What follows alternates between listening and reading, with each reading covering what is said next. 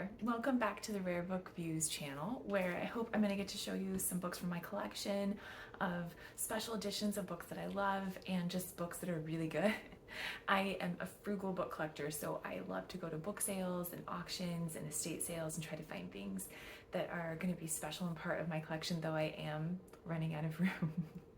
So sometimes I'm on a one in, one out policy where I have to decide which one doesn't need to be read again or doesn't need to be kept. It's really hard. It's a hard book lover's life for me. But today I'm going to talk to you about my to-be-read shelf, because I take every chance I get to go to a good used bookstore or book sale and go on a book hunt.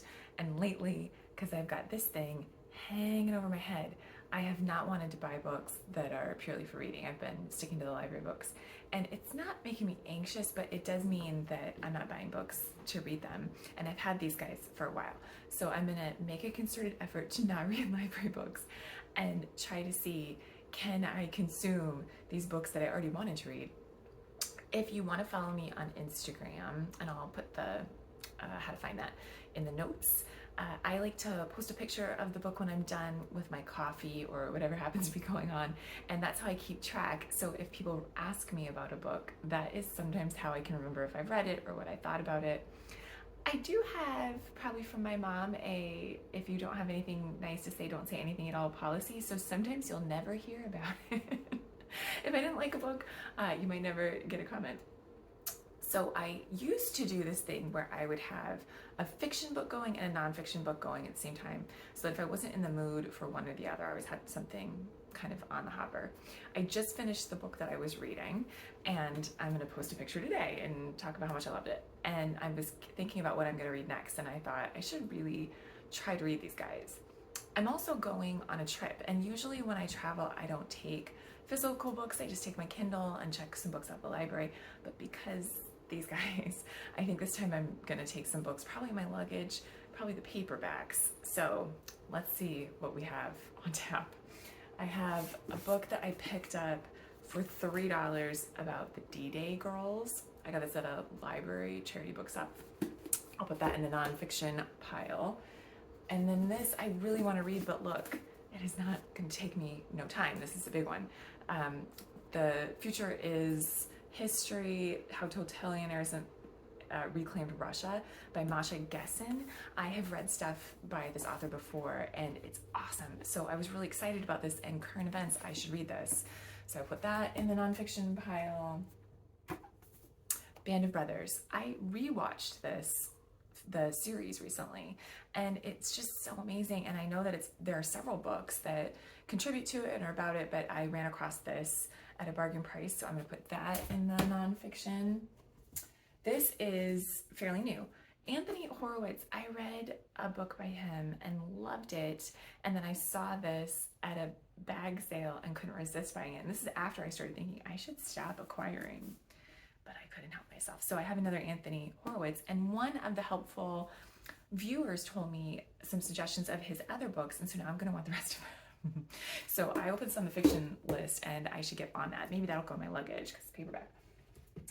I also found at that same sale a book by Phillip K. Dick. I loved Do Android Sheep Dream, I believe I've got that right, which is supposed to be the basis for Blade Runner, a movie that I did not have much to say about with the original, and I did see the most recent one, and I got to thinking about it. And once you start thinking about it, like blue cars, you start seeing them everywhere. So I saw Phillip K. Dick, I picked it up, and this looks really good. Fiction, The Illustrated Man. I love Ray Bradbury. Fahrenheit 451 is one of my favorites, and I have read this ever, but I also have this weird, when I buy a cool book, I prefer to read it before I put it on the bookshelves, so I want to read this. This is a vintage copy, but it is a book club, I believe. Yeah, this is a book club edition. It's a reprint, but it's got this really cool graphic on the cover. It is one of the original covers, and it's a really nice, sharp copy, so I picked it up, so I need to read it. Fiction pile. Susan Clarke. Her books are so amazing. Jonathan Strange and Professor Norrell, and the miniseries, and the audiobook. Huge favorites of mine. Oh gosh, it's like they were written for me. I love a good wizard story. I love some magic. I like some faux nonfiction, and that book has footnotes. Fair warning. If you are the kind of person that thinks you don't want footnotes in fiction, you might not love it, but I did. I love everything about it. And the footnote, oh gosh, just so great. Susanna Clarke, my hero. So I have not read this one, and this is new. This is probably going to go on my trip. I'll put that in the fiction pile. This is from my sister-in-law, Positive Thinking. I sent her a book for her birthday that apparently I was like a book psychic. I would love to be a book personal shopper. If only that was a thing, it could be. But it was Positive Thinking, and she had a foot injury, and it was this amazing runner. And it is called Let My Mind Run, I think, by Dina Castor.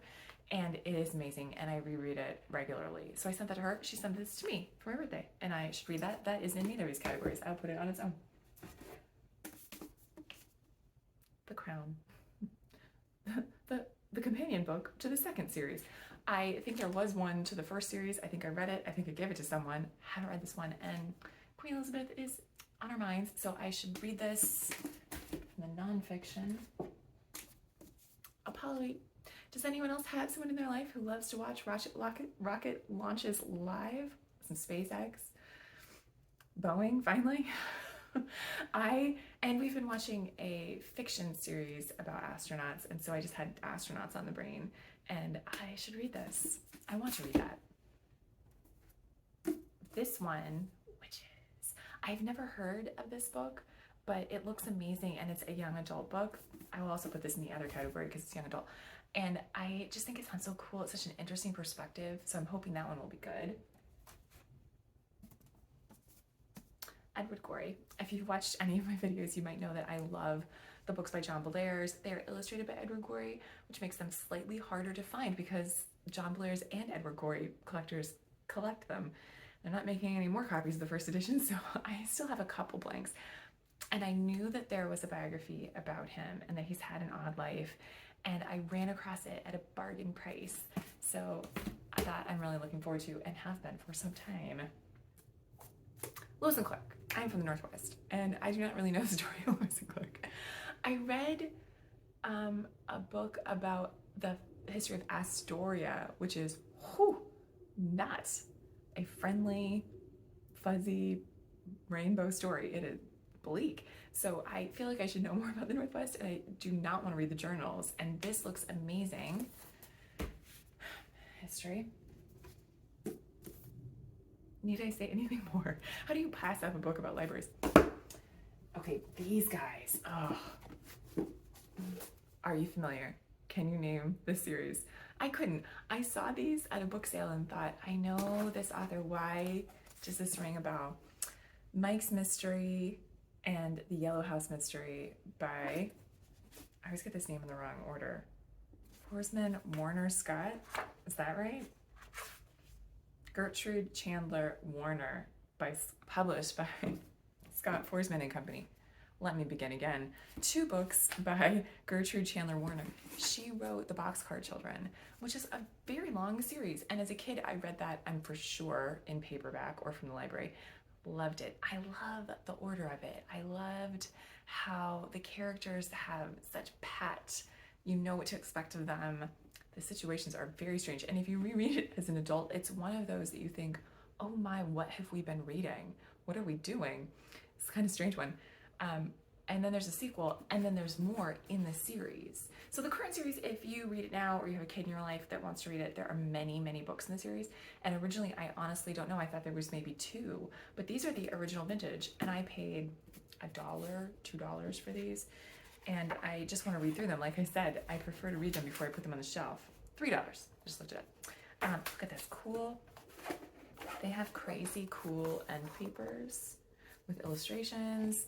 And the original Boxcar Children, if you're a fan, there is a version like this. It's a reddish and it has a boxcar in it. And that is the one that I normally see. Those are hard to find and they're pretty valuable. I have a nice copy and it's, I've leveled up. So I bought one, I found a better one and I kept that, and then I sold the previous one, but I'm always on the lookout for them. And I always buy them just in case it's better because they often have some wear. It's the kind of book that the little people just love them to pieces a little bit. So they are a little bit harder to find. I would say that version maybe $50, and then the original version, which has sort of more of an embossed cover, that is out of my price range mostly. I think it would probably run you maybe over $100 for that. So these at $3 to add to my collection are great, and I want to read them before I put them on the shelf. If you reread some of these books as an adult, it can be kind of a trip. I reread The Secret Garden. In that book, at the beginning of that book, all the adults are dead from malaria. It's not a number. So these books also, you do not want your kids to, don't encourage children to run away and join the circus or live in a boxcar. But I am really, the second one was a mystery of, oh, what happened on the island? And these are Mike's Mystery and the Yellow House Mystery. So they are more of a mysterious things. We took a sort of, the first one was more of a coming of age story, and these are mysteries. So I'm excited to read these, and I'll put these in the other. So the other, we've got a couple young adults, and don't prepare, just show up. Great advice. So I want to read these. I have, ooh, this is interesting. 4 fiction, 8 nonfiction, 4 other. 16 books. So this is almost the beginning. So maybe in the month of June, how many of these guys can I rehouse into the general population of the bookshelf from the to be read shelf? Let's see. It's a race. It's not really. I will enjoy all of these books and relish that I get to read them. But if you want to follow along, like I said, check it out on Instagram. Let me know what you think. Have you read any of these books? Which ones should I read first? Do you think I should rotate fiction and nonfiction? How would you do it if you were doing it? I want to thank everybody who has been watching my videos and commenting. It's so much fun. It gives me a little bit more excuse to go enjoy books and book events and read a little bit more. So thank you for supporting me, and let me know what you are reading and collecting. Thanks for watching. Happy reading.